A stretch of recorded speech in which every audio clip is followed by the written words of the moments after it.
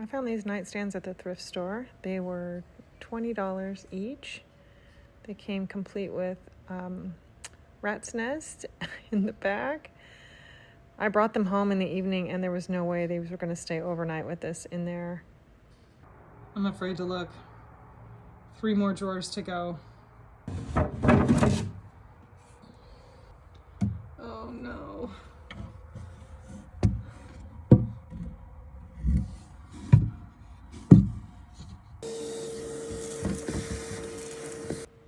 Okay, well then we got that all cleaned up. The next morning I was able to assess everything. Paint is peeling everywhere. These were apparently like left in someone's storage unit for 12 years. So the drawers don't close. Everything's peeling. The top's laminate, the sides are laminate. I could hardly get the drawer open, but first things first, get all this hardware off because these need a thorough cleaning. And I discovered a little damage to a drawer. It looks like somebody was gnawing their way out. Okay, so first things first, this is a degreaser. They're going to get cleaned several times with everything that was going on, but a good cleaning to start. They were just filthy. As I spray the ends here, it just kind of oozes off of it. I mean, can you see it? Just sort of oozing off. And as I clean it, if my big head wasn't in the way, you see that it's a completely different color after I wipe it. Yeah, wow. So, you know, these had been there a long time. They've just been sitting, so they just need a clean. As I take the drawers out, I always label them. So I make one nightstand A and the other one B, so that was 1B, 2B, 3B. That way I keep track of the drawers. Even though some of them didn't fit, I figured that was the best they were going to get. So now I'm going in with a disinfectant because I just want to make sure that these are clean, clean, clean after everything that I have found, and they were dirty, as expected. I also want to make sure every drawer gets a good cleaning, so same disinfectant inside and out. I cleaned every inch of the inside and outside of these. I knew these were going to be a lot of work when I saw them just because of the amount of time that they had spent in storage and probably in a storage that obviously wasn't climate controlled. So things aren't going to fit like they should and they're going to be dirty, but I think it's going to be worth it in the end because I love this style. So once I got everything all nice and super clean, it's time to get started on this finish. I got my carbide scraper out just so that I could start scraping away any loose paint. One of the nightstands was in better condition than the other. It must have been closer to the door or whatever elements these had been exposed to. But both of them had peeling paint in some areas. The scrapers really just kind of debride the area and get anything off that's going to just scrape right off before I start sanding. I think it'll just save me some time with sanding. This is like if the painters come to paint your house, they always scrape everything first. So I'm just scraping away. This got up quite a lot. By the time I got to sanding, things were in pretty good shape. So I'm doing a 120. I'm going to go into my SurfPrep first so I can make sure and get all those corners. And then this is a sponge that's for my Orbital. Sometimes I use my SurfPrep to do these areas, but I knew that I needed something just with a little more oomph to it. And I find that this actually works a little bit better. So if you want to know how to sand curved areas with your Orbital, this is it. You need one of these sponges. You can attach any kind of sandpaper to it, and then you just got to keep moving, but it takes it off great. So this is an 80 grit. As I mentioned, the top of these are laminate. Yes, they can be painted. It's not a problem, but you do have to prep them differently. So I go in with a really heavy grit, 80, and I'm gonna scuff these up every inch of it. Just make sure they're scuffed really well, because you've got to give some kind of grit to make that paint adhere. I'm changing sanders again. Back to the SurfPrep with a sponge on it so that I can get these curved areas. French Provincial, it's a lot of work with sanding. There's so many different areas that are curved, and these are curved in one direction, and then they curve in another direction, and then there is a seam between them. So this little rubber sanding pad you need one of these if you don't have it. They come in all different sizes. I have a whole set of them. I find one that fits exactly in that groove, and then I wrap my sandpaper around it, and then I can sand in that groove just a little bit more than the SurfPrep could get. And now I just sanding, I took the sandpaper and I folded it in half so I could get the seam between one curve and the other curve. I want that to just be a nice, clean, crisp line. More sanding. I decided to flip these up on the table so that I could get the feet really well. I'm using a sanding net. These are mesh, and it really takes off this old paint really well. As you can see, sanding is the name of the game with these. When you have anything that's been previously painted, especially paint that's peeling off, just know that you've got a lot of sanding in your future. Every little bit. And I like these sanding nets for things like this because they bend. They're kind of rigid, but they bend, but they get down in those areas really well. And again, Frenchie has lots of things to sand. You got to get in all those spaces because if you don't, when you paint it, they look rough inside. So we get all those nice and clean and smooth. Back with the SurfPrep on the feet. Have a bit of a problem here. This drawer is a casualty of a mice attack. All of this here, I think is going to be pretty simple with some wood filler. This, however, got to be a little more creative. Dowels with wood glue. So I've got the top one here.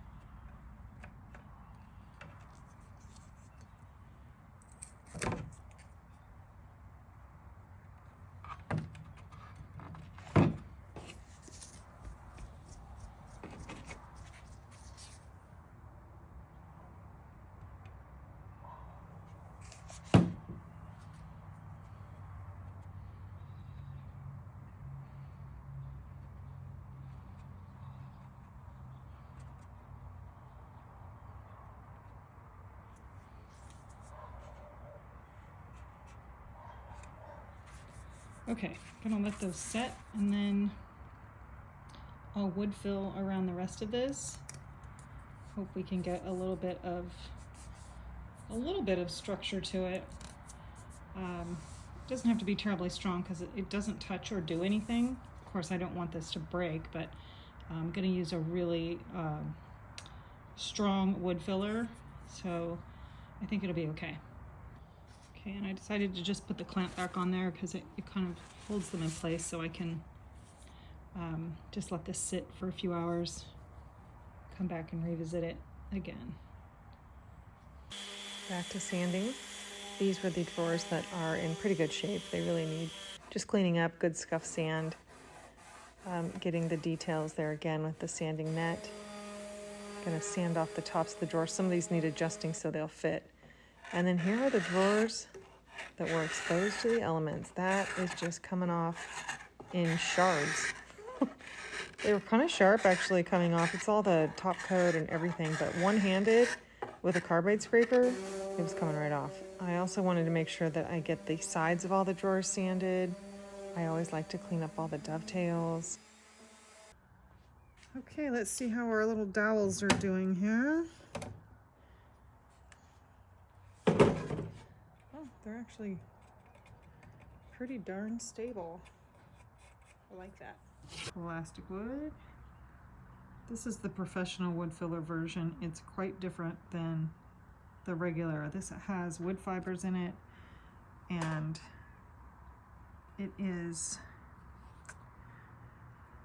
resin based, and it smells horrible. Anyway, it's very strong, and I think that it will work great here.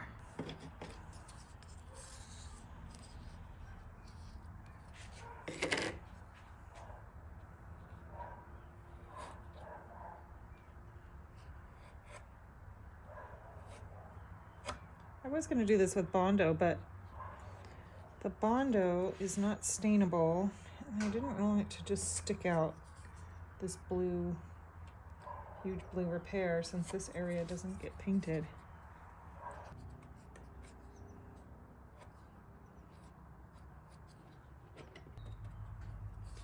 Okay, well, it doesn't look pretty yet. It will when I get done sanding. Now I'm taking the wood filler Bondo because this is going to be a weird greeny blue color and it's going to be painted. So there's the wood filler Bondo. I'm mixing it up and I'm going to do the old hardware holes. I like the French hardware, but the ones that came with this seem too tiny for this drawer. So I'm going to do a little something different. I'm using a scraper and I'm pressing it into the hole until it comes out the other side. I want to make sure it's full all the way through and not just a thin layer on the top of that hole. So I'm just going to repeat that with all the drawers. But again, I put a bunch on top, then I take that scraper and I press it in until it's all full. Time to sand all of that down once it cured. It only takes 15-20 minutes for Bondo to cure. And then you can sand it all down. Those holes are gone. This is the wood filler that went on that area that needed to be repaired in the drawer. I actually let this sit for hours so that it could get good and solid. It's sanding down quite nicely. Okay, so I filled in this area and I just need to build on it. So this isn't quite flush, but it is dry and solid. So I'm going to add another layer of filler over the top to get it bulked up a little more. Time to start prepping for some primer. Yay, no more sanding. This is the Lily Moon Ellipse bonding primer. And although my regular primer says it's a bonding primer, this is like liquid glue. So I always put this on when I'm doing laminate, and I'm going to follow it with my standard primer, which is also a bonding primer, but I just really feel better when that is on there. I don't sand after that layer because it is kind of sticky, and it goes on. It's clear, but it leaves that area with some grip to it. So now I'll just go in with my standard primer. Yes, this is a tinted primer. I always use tinted primer even when I'm doing white. I just like the coverage. So I finished the other one off this second, and I'm just doing a nice heavy coat of primer, especially when you get down all the way to bare wood, like I did on this one. The other one wasn't so bad, but this one had to be scraped all the way down and sanded.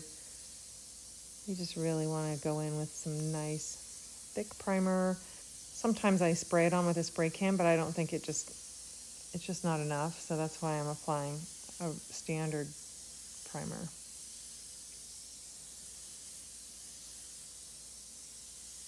My favorite part is getting to do the top. You can see how I'm overlapping my layers here. That just provides for more even coverage. Okay, after that primer sets, one of the most important things is to go in and sand the primer. This is going to give you one of the smoothest coats that you can get, but you have to sand it. And then of course clean it back up again, because now we're going to get ready to paint. So this is how I prep my paint every time. I'm using a really fine mesh tea strainer. That way I rinse it off. I use this over and over and over. I'm just adding a little bit of water. Everyone asks me how much water. Well, I don't know for sure, but it gets it to about that consistency. It's probably about an ounce of water to 8 to 10 ounces of paint.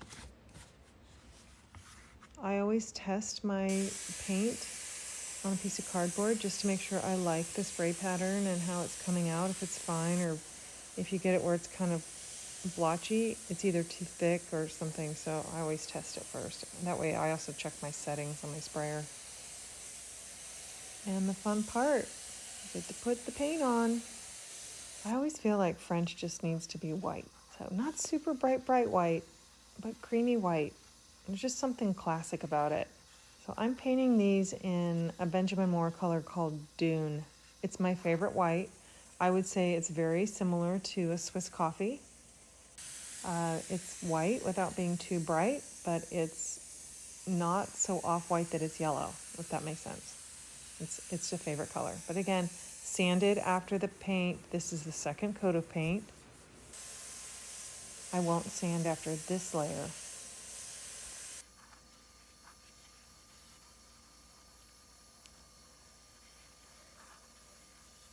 But oh yes, and this paint is awesome. It's just 2 coats of paint. Sometimes with white you have to do multiple coats. Okay, going in with new hardware. So I set it on there, just kind of get to placement. I'm gonna measure my drawers, then I'm gonna set up a hardware jig because all 6 drawers are exactly the same. So once I get my hardware jig set up where I think it is, I'm gonna verify my hole placement. And then I'm gonna go ahead and start marking my drawers. I've got a really long mechanical pencil because most things don't reach through these holes, but the mechanical pencil does. One more time to verify the hole distance because you never want to drill the holes in the wrong spot. I'm speaking from experience, as you can tell. All right, I'm using a 3/16 drill bit and just going to go in and drill all the holes.